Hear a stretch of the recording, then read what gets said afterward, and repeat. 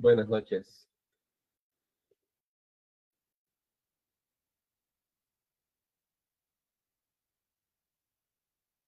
Bueno, iniciamos. Bueno, bienvenidos a todos los que están presentes. Es un absoluto placer, gusto y privilegio estar compartiendo con ustedes esta sesión titulada de la teoría a la práctica, inteligencia artificial aplicada. Me presento, mi nombre es Daniel Narváez, soy de Nicaragua. De profesión soy ingeniero de sistemas y cuento con dos maestrías, una en ingeniería de software y sistemas informáticos y otra en inteligencia artificial. Actualmente también estoy cursando un doctorado en ciencias informáticas y mi investigación se centra en cómo podemos aprovechar la inteligencia artificial específicamente para el tema de desarrollo de software aplicando microservicios. Entonces, tiene que ver con inteligencia artificial, evidentemente, mi investigación. Y pues laboro como profesor universitario de ingeniería matemática y ciencias de la computación. Y también trabajo como desarrollador de software, ingeniero de software para algunas empresas de aquí de Nicaragua. Entonces, bienvenidos a la sesión. En la sesión de hoy vamos a estar conversando sobre inteligencia artificial, específicamente sobre la aclaración de algunos puntos de qué es la inteligencia artificial y también cuál es el estado actual de la inteligencia artificial, qué es lo que se está haciendo, qué es lo que se pretende hacer, porque realmente alrededor de la inteligencia artificial hay demasiada confusión, me parece. Entonces vamos a aclarar qué es la inteligencia artificial y vamos a ver algunos puntos.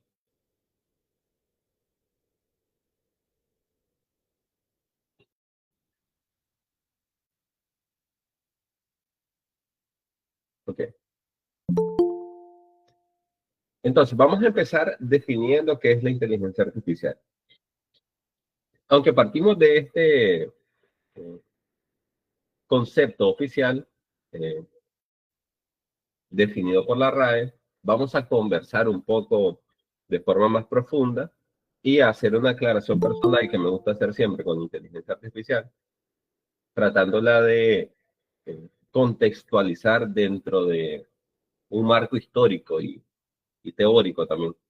Pero la RAE define la inteligencia artificial como la disciplina científica que se ocupa de crear programas informáticos que ejecutan operaciones comparables a las que realiza la mente humana. Tareas como el aprendizaje o el razonamiento lógico. Aquí me gustaría aclarar algo. Cuando hablamos de inteligencia artificial, a día de hoy realmente hablamos de inteligencia artificial computacional. Es decir, es la inteligencia artificial que se produce por medio de la computación, lo cual no significa que inteligencia artificial tenga que ser obligatoriamente desarrollada a través de la computación, porque inteligencia artificial, si nos vamos al concepto eh, más abarcante, es toda aquella inteligencia que sea desarrollada de forma no natural, evidentemente. Pero ahorita estamos viviendo la inteligencia artificial computacional, que es el intento de que los computadores desarrollen procesos cognitivos previamente asociados solamente a seres con inteligencia humana o inteligencia natural, que son la forma de razonar, la forma de comportarnos, la forma de tomar decisiones.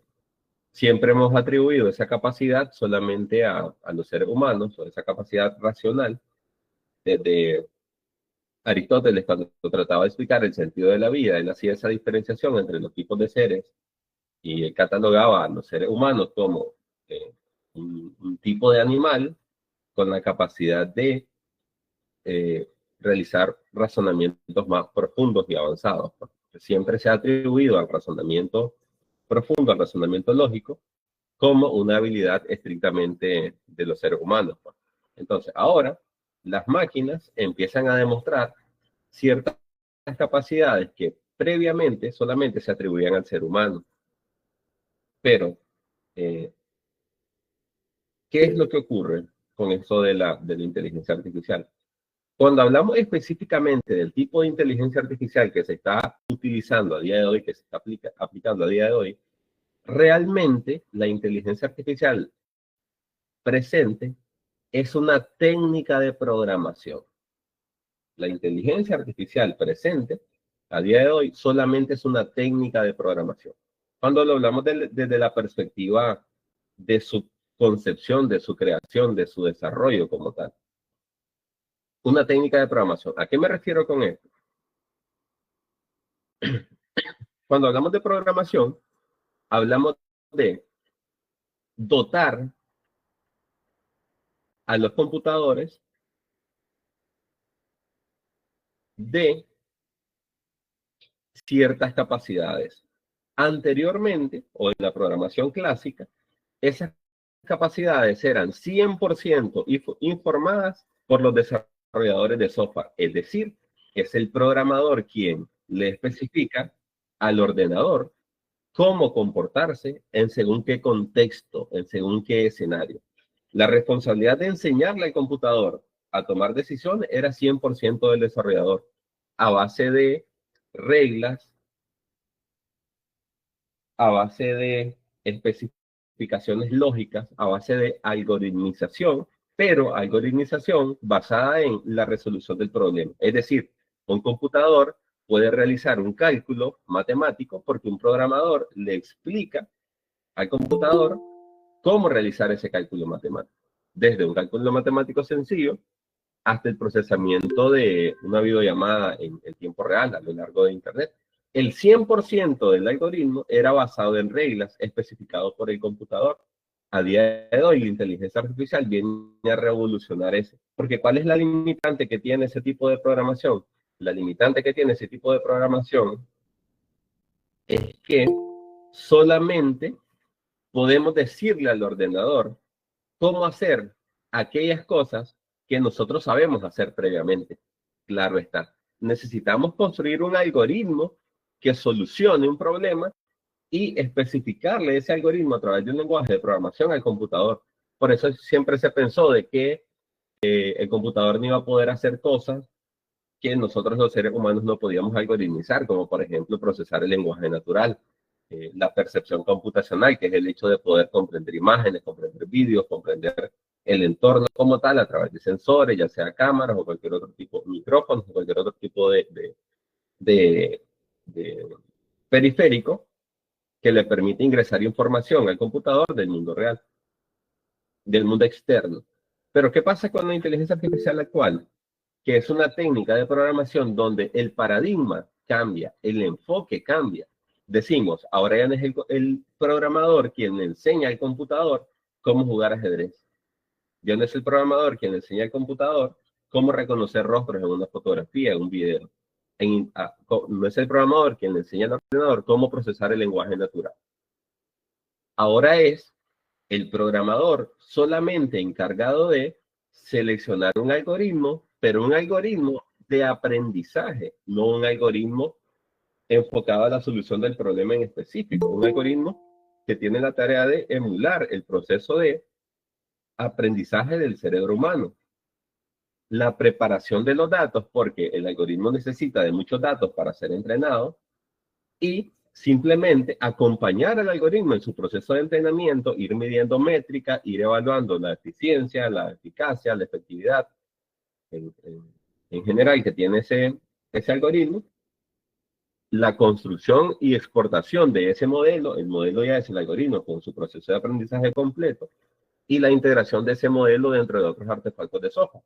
Las aplicaciones móviles, para los que saben programar, las aplicaciones móviles que implementan inteligencia artificial se desarrollan exactamente igual que como desarrollas una aplicación que no implemente inteligencia artificial, salvo el escenario donde necesito tomar decisiones basadas en inteligencia artificial. Entonces, esas pequeñas decisiones basadas en inteligencia artificial pueden ser resueltas por modelos de inteligencia artificial previamente entrenados.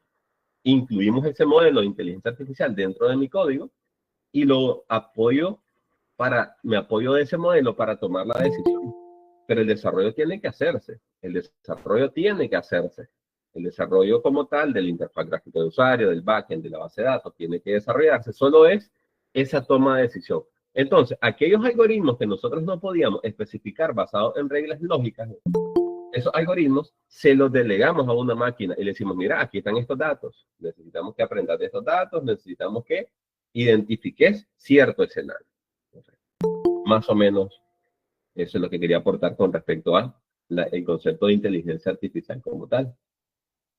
Para repasar un poco de la historia de la inteligencia artificial, simplemente para dar un contexto histórico, desde hace muchísimo tiempo se han desarrollado sistemas autómatas. Desde hace muchísimo tiempo, desde siglos antes de Cristo, habían personas que desarrollaban máquinas que emulaban ciertas capacidades solamente asociadas al ser humano. Evidentemente, como les comentaba, ahorita estamos viviendo la inteligencia artificial computacional.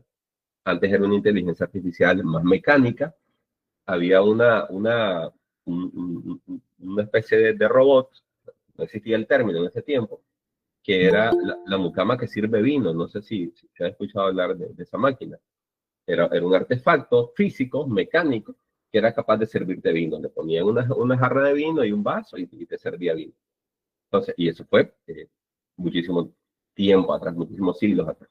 Pero en un hito importante en esto último, en 1912, fue la máquina autómata para jugar ajedrez que construye Torres Quevedo, un ingeniero español que ha sido una absoluta eminencia en el ámbito de la ingeniería. Pero desde 1912, solamente que no era computacional como tal, pero eran artefactos que emulaban capacidades solamente asociadas al ser humano, ¿no?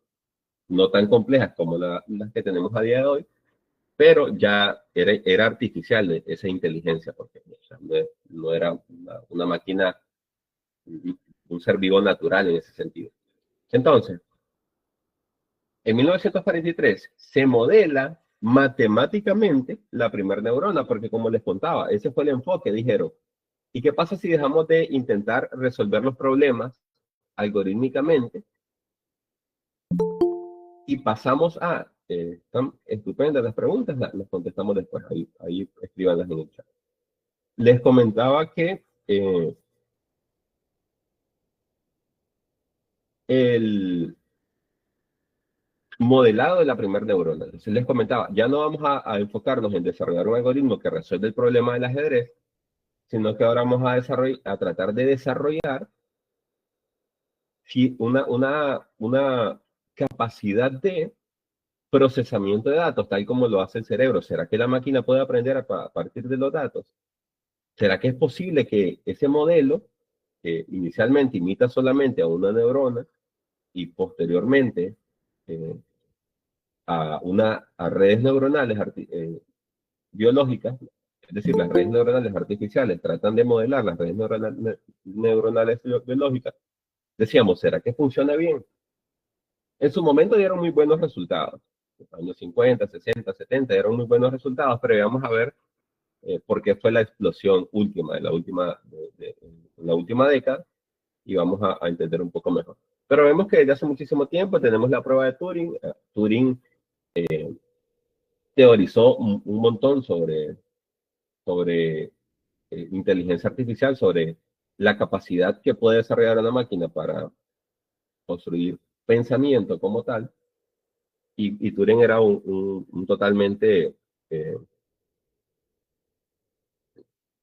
diríamos, interesado, o sea, inmensamente interesado por estos temas de la inteligencia artificial. De hecho, él plantea lo que se le llama la prueba de Turing, que él publica un paper y en el paper plantea un escenario donde dice, ok, si la máquina supera este escenario, podemos garantizar o podemos catalogar a esa máquina como inteligente, que básicamente era, supongo que ya lo han escuchado, pero era un tema de superar el procesamiento del lenguaje natural, pues, o sea, que pudiese conversar y que fuese indistinguible para un observador externo a la conversación, si era una máquina o era un ser humano. Entonces, porque la tarea de construir un artefacto artificial que pueda procesar el lenguaje parecía una tarea prácticamente imposible de resolverse. Entonces decíamos, si la máquina logra hacer esto, decía Turing, podemos estar totalmente seguros que la máquina piensa. Decía, no necesariamente como un ser humano, pero piensa. Entonces, desde esa perspectiva, las máquinas de día de hoy que ya son capaces de procesar el lenguaje natural, podríamos decir desde esa métrica que son capaces de pensar. Pero no es así de simple. Lo que ha ocurrido es que cada vez le ponen pruebas más difíciles. Dicen, no, pero es que no puede hacer tal cosa.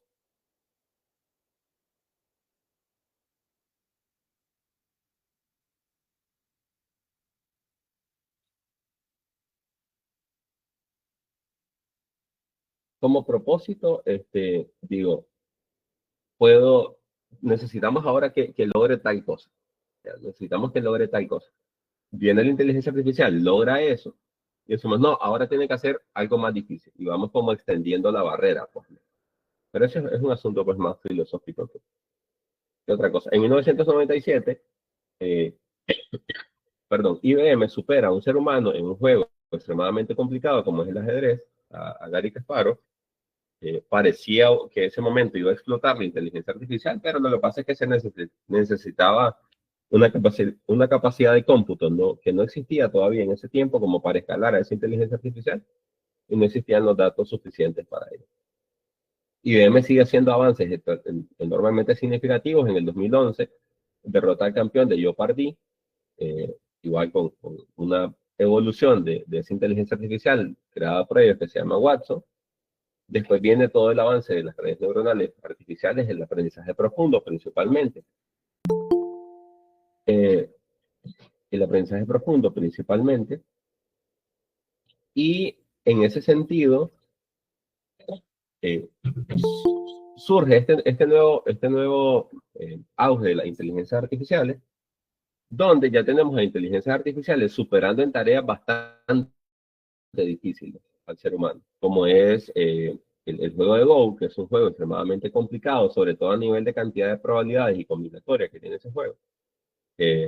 StarCraft 2 eh, es un juego también complicado de jugar, y también lo aprendí a jugar una máquina con aprendizaje por reforzamiento.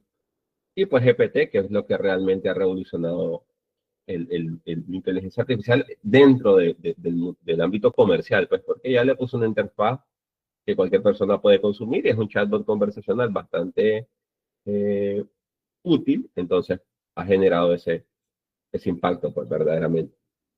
Es la herramienta que más ha popularizado la inteligencia artificial.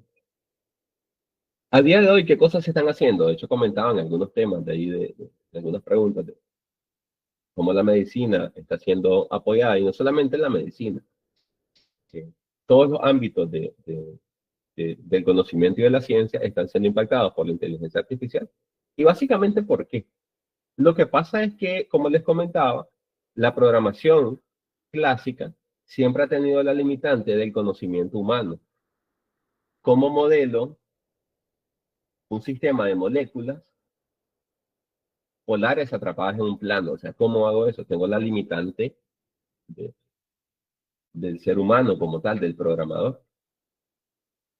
O sea, apoyándote de esa técnica de programación de la inteligencia artificial que dice, ok, todas aquellas tareas que no puedas entender, recopila datos de esa tarea y la inteligencia artificial va a aprenderlo. O sea, no importa que vos no entendas el algoritmo que está detrás, la inteligencia artificial va a aprender a hacer ese modelado. Entonces, ¿qué pasó? Se extiende la capacidad de la computación siendo capaz de entender escenarios que antes era imposible. Ese es el asunto. Esa es la síntesis. La inteligencia artificial está en auge porque ahora con la inteligencia artificial se pueden desarrollar cosas, artefactos de software que anteriormente no se podían desarrollar. Se puede apoyar en investigación científica, en, eh, en escenarios tan complicados que anteriormente no los podíamos programar basados en redes. Entonces, completando, les comentaba, la inteligencia artificial es una técnica de programación. Es una técnica de programación. No estamos hablando de los productos específicos que existen. No, es una técnica de programación a día de hoy, y especialmente es el aprendizaje automático. el que se utiliza, el aprendizaje profundo, donde recopilamos datos, preparamos un algoritmo de aprendizaje, entrenamos a ese algoritmo utilizando los datos y preparamos un modelo capaz de entender los datos y realizar predicciones futuras, ¿ya? Y logra entender esos datos y aprender a hacer cosas. Entonces, esa es la idea fundamental. Entonces, ahí tenemos algunos de los ejemplos de cómo la investigación científica a nivel de medicina o física está siendo, la física y la medicina están siendo totalmente impulsadas por la inteligencia artificial. De hecho, no sé si vieron que el premio Nobel de Física, o sea, física, imagínense, una rama extremadamente importante de conocimiento, de las ramas básicas más eh, poderosas, el premio Nobel de Física lo ganaron los dos investigadores que lo que construyeron fue una mejora a las inteligencias artificiales, principalmente a las redes neuronales, a la forma de aprender de esas redes neuronales, a la forma de representar sistemas lógicos dentro de la red neuronal. Entonces, imagínense, el premio Nobel de Física fue ganado por investigadores por una investigación que tiene que ver con inteligencia artificial. Por dos cosas. Una, por la inspiración de los modelos físicos que utilizaron para la implementación de la red neuronal artificial y por el apoyo posterior de la inteligencia artificial a la física directamente. Como muchísima investigación en el ámbito de la física ha sido impulsada por la inteligencia artificial. Vemos un ejemplo un poco más conocido para nosotros, es el hecho de cómo hasta la creatividad artística está siendo impulsada por inteligencia artificial. Una actividad que parecía no poder ser aprendida por una máquina, como les comentaba, el programador no sabía cómo enseñarle a la máquina a interpretar imágenes y peor aún a construir imágenes no existentes. Esa es una tarea titánica para el programador de software. En el caso de la inteligencia artificial, simplemente se le pasa un montón de datos de ejemplos de arte, de fotografías de arte, y la inteligencia artificial aprende los patrones, entiende cómo funciona el arte y es capaz de crear nuevas obras. Como les comentaba, una técnica de programación donde el programador le enseña a la máquina a hacer cosas a través de datos, a través de muchísimos datos y un algoritmo de aprendizaje. Y tenemos pues ese escenario de la creatividad artística impulsada por inteligencia artificial. Después, a día de hoy, tenemos esa evolución de la colaboración humano-máquina, tenemos desde la primer hito importante que ocurre, la máquina de IBM superando a Garry Kasparov, hasta cómo la inteligencia artificial está totalmente presente en nuestro día a día. O sea, la infraestructura de red que estamos utilizando en este momento, la infraestructura de hardware, de software, está siendo totalmente impulsada por inteligencia artificial y tenemos modelos que constantemente a lo largo del tiempo continúan aprendiendo, por eso tenemos sistemas cada vez más eficientes. Como les comentaba, en mi investigación estamos estudiando cómo la inteligencia artificial ayuda al desarrollo de software basado en arquitectura de microservicios, que la arquitectura de microservicios es algo súper novedoso. Y aún así ya se está utilizando inteligencia artificial para mejorar procesos de escalamiento, procesos de adaptabilidad, de monitorización de esos microservicios, de escalamiento, de autorreparación. Se utiliza inteligencia artificial para que genere código que autorrepare al software. Eso es bastante, eh, eh, diríamos, como mm, no tan no tan simple a nivel de etiqueta de moralmente correcto. Es decir, un software que se autoadapta a través de reconstruir código, ¿qué tan razonable es? Y ya vamos a ir comentando sobre eso. Es decir, que hasta dónde tiene sentido seguir avanzando en esa línea sin plantearnos preguntas. Y justamente es este tema de las implicaciones filosóficas, éticas y legales. Cabe recalcar que muchísimo de esto, o no está regulado o se está regulando de forma totalmente, digamos, extremista o excesiva. Es importante reconocer el hecho de que es una herramienta, las inteligencias artificiales son herramientas o pueden ser utilizadas como herramientas que nos terminen generando más complicaciones que beneficios. Eso es un hecho, eso no se puede negar. Y por eso están las implicaciones filosóficas, éticas y legales. Entonces, ¿qué podemos hacer nosotros como individuos para construir un desarrollo de inteligencia artificial ético? Plantearnos escenarios donde podamos ver qué tan razonable es que estemos delegando responsabilidades a un software. Qué tan razonable es que ese software desarrolle cierta capacidad de razonamiento y nosotros confiemos en esa capacidad de razonamiento, muchas veces nosotros anulando dicha capacidad, porque muchas de las tareas que nosotros cognitivamente las delegamos a un sistema de automatización, terminamos perdiendo esa habilidad. Perdemos esa habilidad porque eh, la falta de entrenamiento de esa habilidad de nuestro sistema cognitivo hace que se disminuya esa capacidad como tal, esa habilidad. Entonces, evidentemente, están todas esas implicaciones filosóficas, éticas y legales. Como les comentaba, hay escenarios donde ni siquiera se está tratando de regular a nivel legal, otros escenarios donde están totalmente excesivas las limitantes que le están poniendo a la inteligencia artificial, pero aún así es algo que no se detiene. Entonces, si bien es cierto que ciertas eh, tecnologías de inteligencia artificial puedan ser muy contraproducentes y por lo tanto no es correcto utilizarlas, la solución no es simplemente pensar que la inteligencia artificial es algo que no debemos de tocar, porque igual la investigación y el desarrollo va a seguir avanzando. Más bien aquí yo pensaría que lo importante sería que todos nosotros nos involucremos en esos procesos de desarrollo de inteligencia artificial, porque en la medida de que más personas nos involucremos en esos procesos de desarrollo de inteligencia artificial, vamos a tener modelos de inteligencia artificial más representativos, porque como les comentaba, al utilizar datos para aprender, ese aprendizaje generado está totalmente condicionado a los datos que se utilizan para el aprendizaje.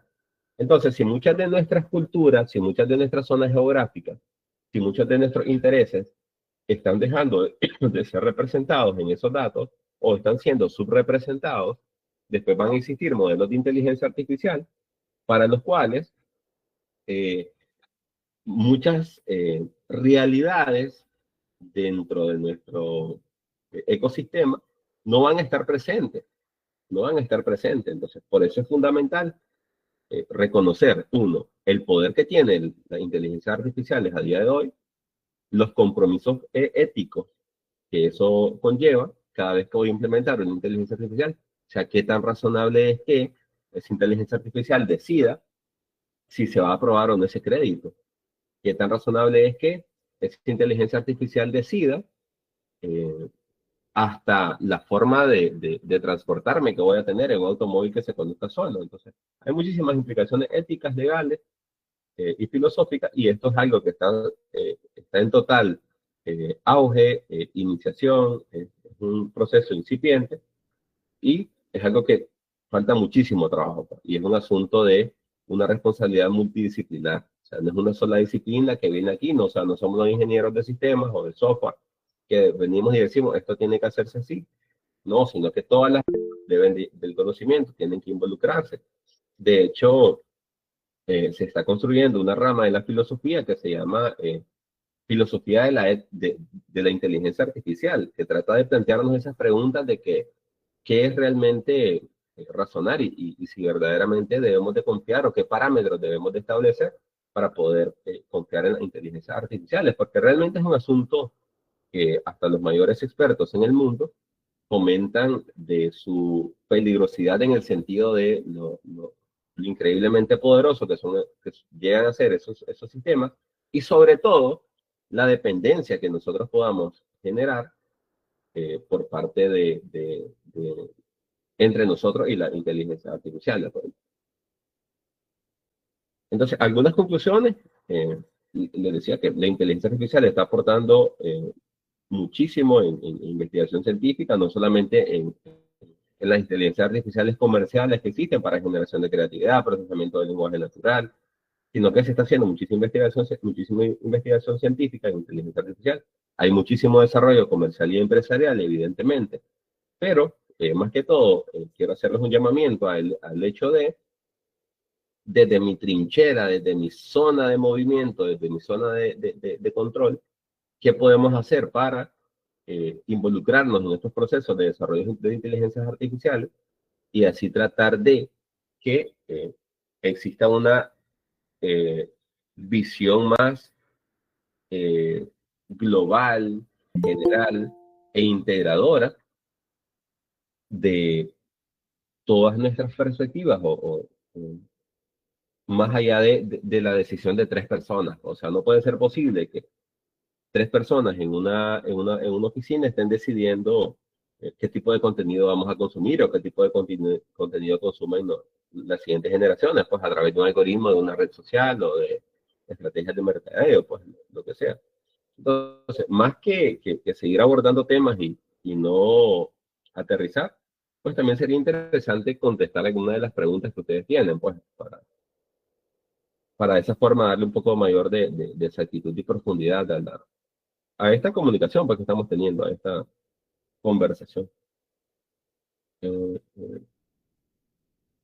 Consultaba a alguien que qué tan difícil es desarrollar algo de algoritmo. Vamos a ver, ¿cómo se conforma un algoritmo? Mira, no sé si hablaba de algoritmo de inteligencia artificial o un algoritmo como tal. Voy a tratar de hacer un acercamiento desde ambas perspectivas. Un algoritmo como tal es una secuencia de pasos lógica que eh, nos permite solucionar un problema. Es una secuencia de pasos lógicos. Cuando hablamos de un algoritmo de inteligencia artificial, en este caso, lo que pretendemos resolver es el proceso de emulación o imitación del cerebro humano.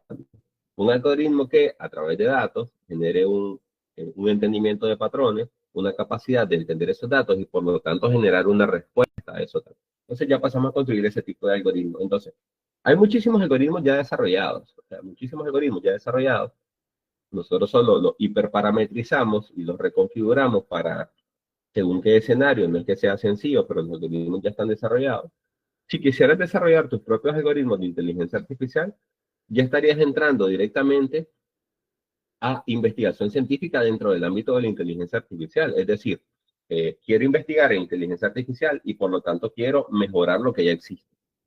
Pero eso ya estarías a nivel de un investigador con experiencia, alguien que esté haciendo un doctorado y que ya quiera optimizar un algoritmo existente. Pero ya existen muchísimos algoritmos que nos sirven para prácticamente todos los escenarios. Y ahora agrego y completo una idea que no sé si le di la fuerza suficiente, es el hecho de que tratemos de no depender demasiado de los artefactos de software comerciales y públicos que nos ofrecen soluciones con inteligencia artificial.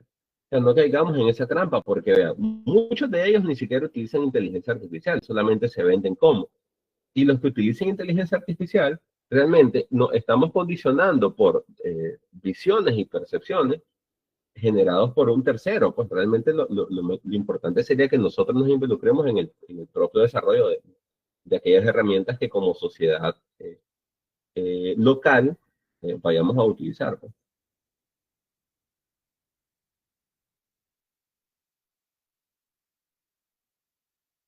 No sé si tiene alguna otra pregunta. Bueno, había una eh, a ver. Soy médico residente de posgrado en medicina familiar, realizo un doctorado en ciencias de la educación. Mi tesis de grado es en la inteligencia artificial en el contexto educativo venezolano, como propósito de generar una teoría. Puedo guiarme con la teoría de sistemas. Pues en esencia, toda la inteligencia artificial como núcleo eh, generador es la informática como tal. O sea, es la combinación de muchísimas matemáticas, muchísimas ciencias de la computación. José, buenas noches, ¿cómo estás? Hola, ¿qué tal, Pedro? Fíjate, quisiera ver si tienes algún caso práctico que pudiera dar a entender a los oyentes, que pudiera hacer entender un poco esto de cómo se maneja la inteligencia artificial pero ya en lo concreto, si tuvieras algo por allí que le pudieras mostrar. Pero es que vean, inteligencias artificiales hemos utilizado todos, ¿no? Todos hemos utilizado inteligencias artificiales. Entonces, casos concretos de inteligencias artificiales son todos esos productos que nosotros conocemos como tal.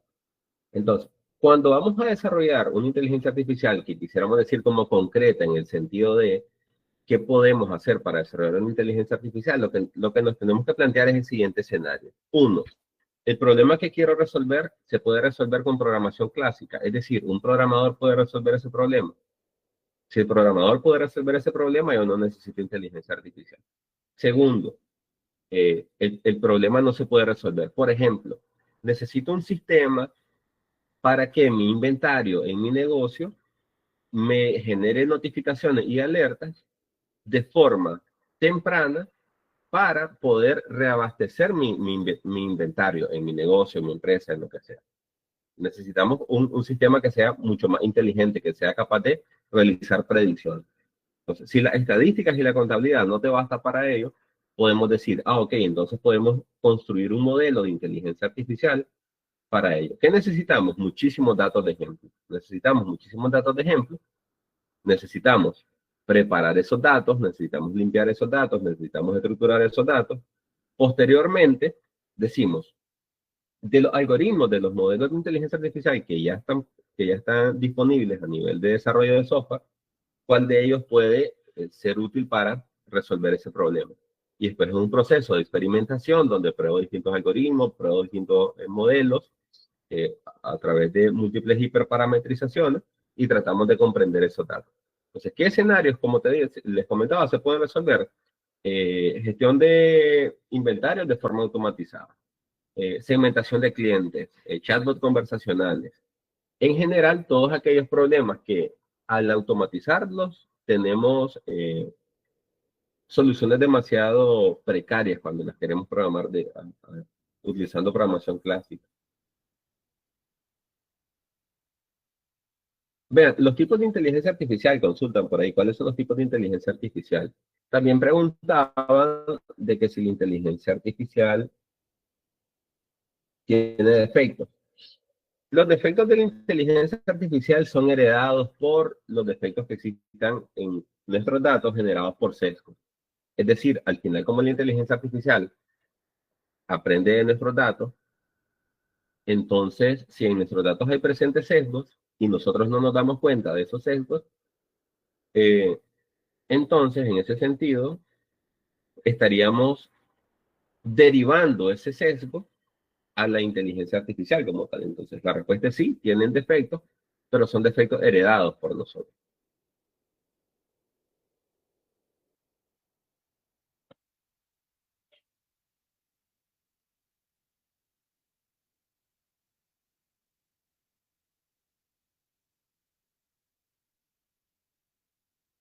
Vean, con respecto a los tips para formular prompts, vean, yo realmente eso específicamente no lo recomiendo. Me parece bastante pobre ese acercamiento de los prompts de distintas técnicas para comunicarte con inteligencia artificial, porque uno,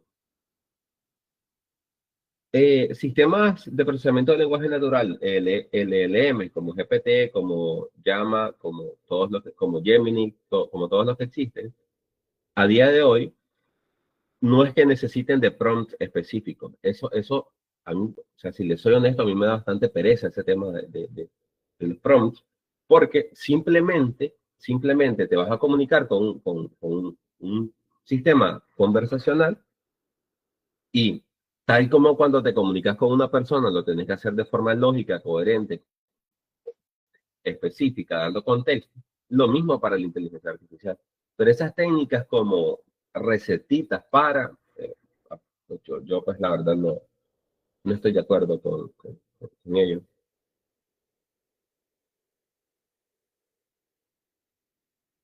Dice, ¿qué porcentaje de mi base de datos debo usar para entrenar y qué porcentaje para validar?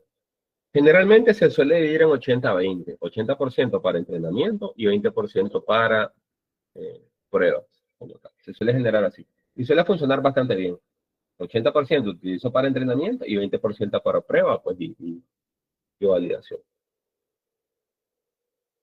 ¿Cuáles son los tres tipos de inteligencia artificial? Pues se suelen dividir en aprendizaje supervisado, no supervisado y aprendizaje por reforzamiento.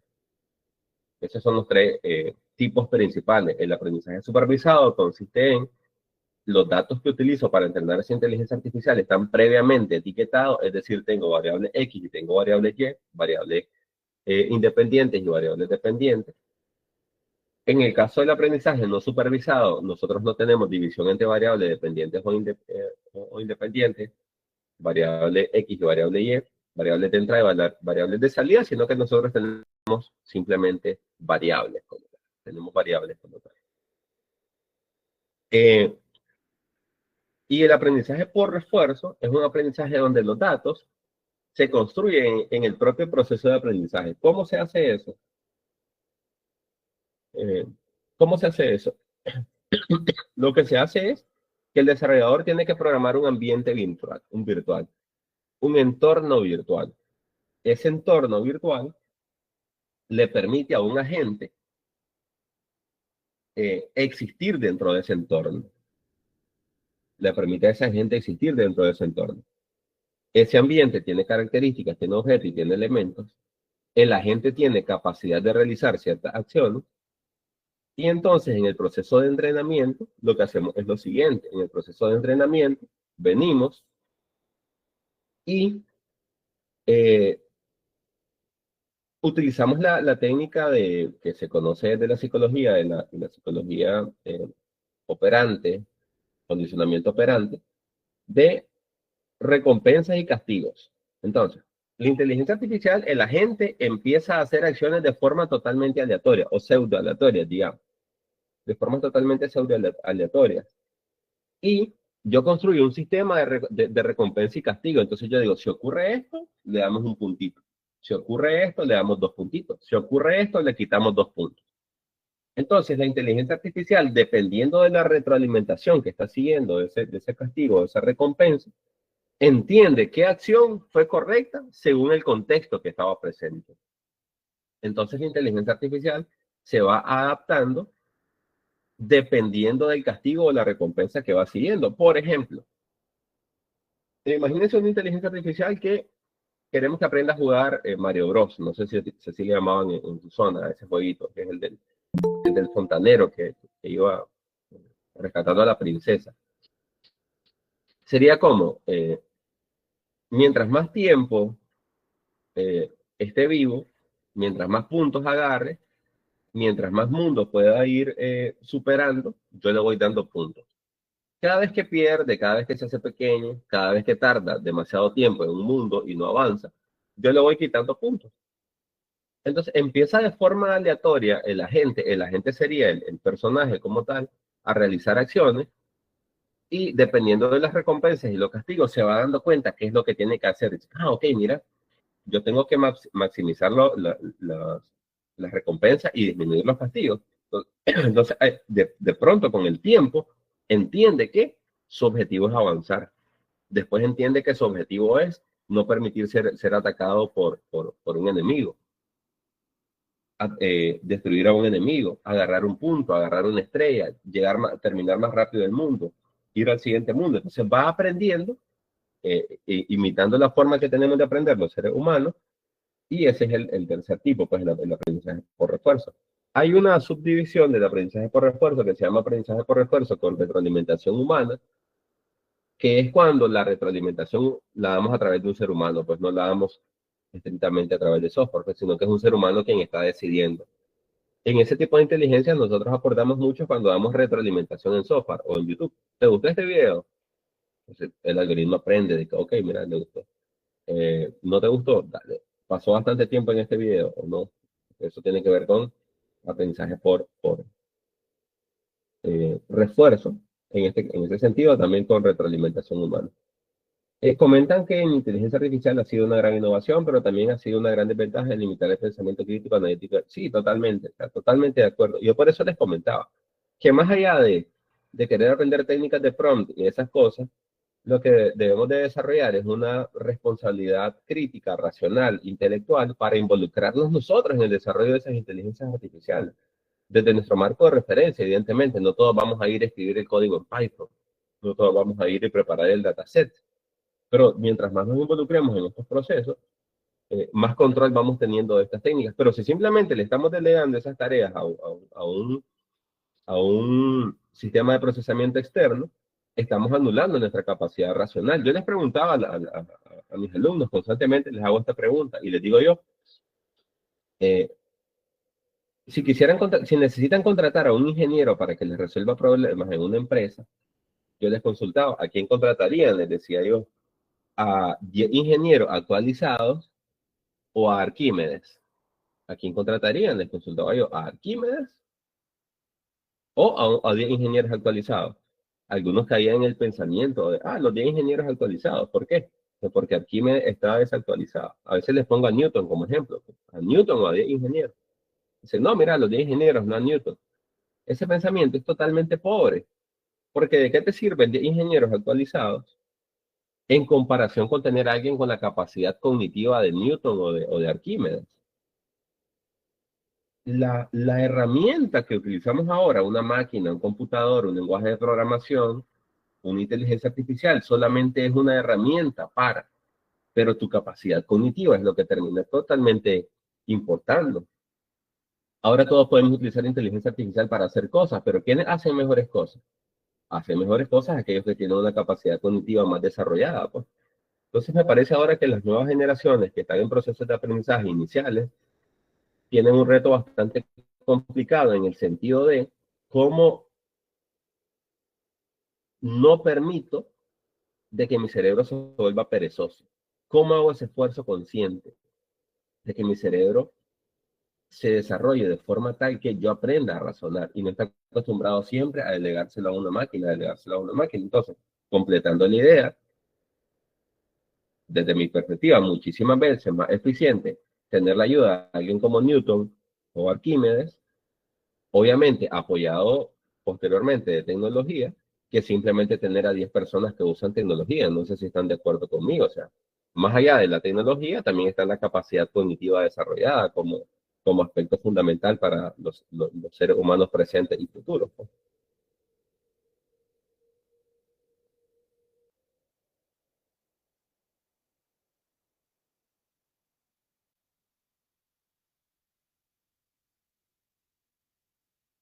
Ok, Deep Learning, su papel en el entrenamiento de las redes neuronales, ya que papel puede tener el desarrollo de nuevas herramientas. Ok, perfecto. ¿Qué lenguaje de programación domina? Ok. ¿Qué lenguaje de programación domina? Actualmente el lenguaje de programación que domina es Python. Python domina el mundo de la inteligencia artificial a día de hoy. O sea, sin duda alguna. Entonces, si quieres meterte en el tema de desarrollo de inteligencias artificiales, tienes que utilizar Python. O aprender a utilizar Python. El concepto de Deep Learning. Vean, Deep Learning es una subdivisión del aprendizaje automático. En el aprendizaje automático no solamente tenemos inteligencias artificiales basadas en redes neuronales, porque el aprendizaje automático es una rama de la inteligencia artificial que consiste en que los algoritmos, en que los sistemas se construyan a partir de datos por medio de un algoritmo que interprete esos datos. Después tenemos el Deep Learning, que es el aprendizaje profundo. El aprendizaje profundo ya es una subdivisión del aprendizaje automático del Machine Learning, y el Deep Learning consiste en redes neuronales artificiales, porque no existe, como les comentaba, las redes neuronales no son la única técnica de programación de Machine Learning. ¿Ya? Tenemos clasificadores bayesianos, tenemos regresiones lineales, regresiones multilineales, tenemos árboles de decisión, bosques aleatorios, máquinas vectores de soporte, tenemos los vecinos más cercanos, o sea, tenemos muchísimas técnicas. Pero la técnica que más poder ha presentado es el tema de las redes neuronales artificiales, sobre todo cuando se agrega el siguiente concepto.